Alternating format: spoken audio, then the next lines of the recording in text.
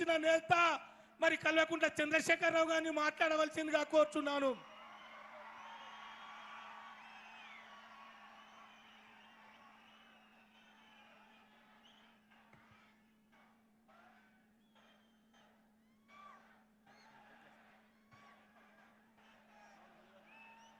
సభాధ్యక్షులు,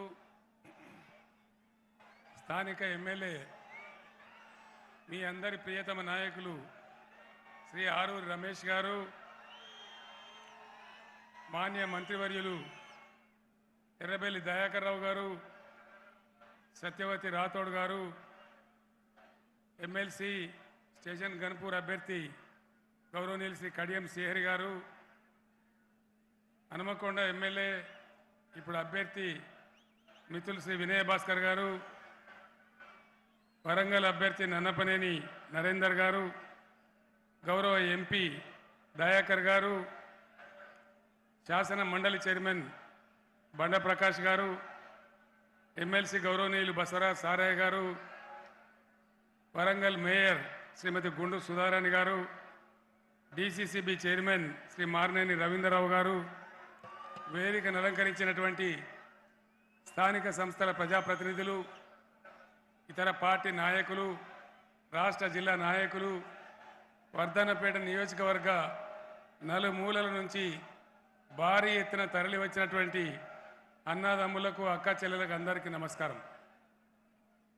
ఈరోజు మళ్ళీ ఎన్నికలు వచ్చినాయి.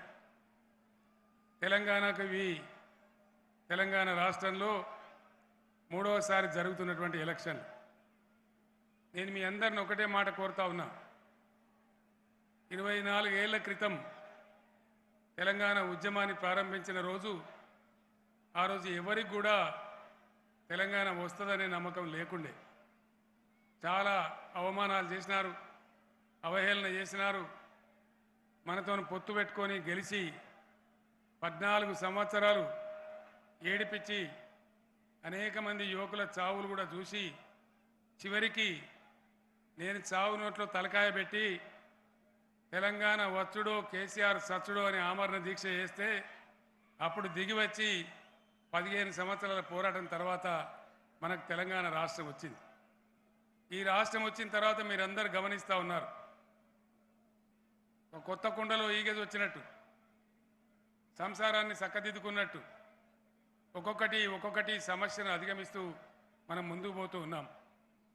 పేద ప్రజల సంక్షేమాన్ని ప్రధానంగా దృష్టిలో పెట్టుకొని అన్ని వర్గాల ప్రజలను కూడా కాపాడుకుంటూ మనం ముందుకు పోయినాం. ఏ వర్గాన్ని కూడా వదిలిపెట్టలే, ఏ కులాన్ని కూడా వదిలిపెట్టలే. అందరికీ కూడా న్యాయం చేసే దిశగా సంక్షేమంలో కావచ్చు, రైతుల విషయంలో కావచ్చు, కరెంటు విషయంలో కావచ్చు, మంచినీళ్ళ విషయంలో కావచ్చు, శాశ్వతంగా వాటిని పరిష్కారం చేసుకుంటూ ముందుకు కదిలినాం. ఈరోజు చాలామంది వచ్చి ఎన్నికలలో అవాకులు చెవాకులు చెప్తారు, ఇష్టం వచ్చినట్టుగా చెప్తారు. వాళ్ళకి ఏ రోజు కూడా తెలంగాణ గురించి పట్టి లేదు. తెలంగాణ మీద పెత్తనం కావాలి, తెలంగాణలో అధికారం కావాలి, అంతే తప్ప ప్రజల సంక్షేమం కానీ ప్రజల బాధలు కానీ పట్టలే. 50 ఏళ్ళు ఈ దేశాన్ని, ఈ రాష్ట్రాన్ని ఏకబిగిన పరిపాలించిన కాంగ్రెస్ టైంలో రైతుల పరిస్థితి ఏంది, కరెంటు పరిస్థితి ఏంది, ఎరువు బస్తాల పరిస్థితి ఏంది, ఏ పరిస్థితి ఎట్లా ఉండేనో మీకు నేను కొత్తగా చెప్పాల్సిన అవసరం లేదు. మీరన్నీ కూడా తెలిసిన వాళ్ళు. మిత్రుడు ఆరూరి రమేష్ ఆధ్వర్యంలో వర్ధన్నపేట అన్ని రంగాలలో బ్రహ్మాండమైన అభివృద్ధి సాధించింది. ఇక్కడ గతంలో పేరుకే ఎస్ఆర్ఎస్పి కాలువలు ఉండే, అలా చెట్లు మొలిచినుండే.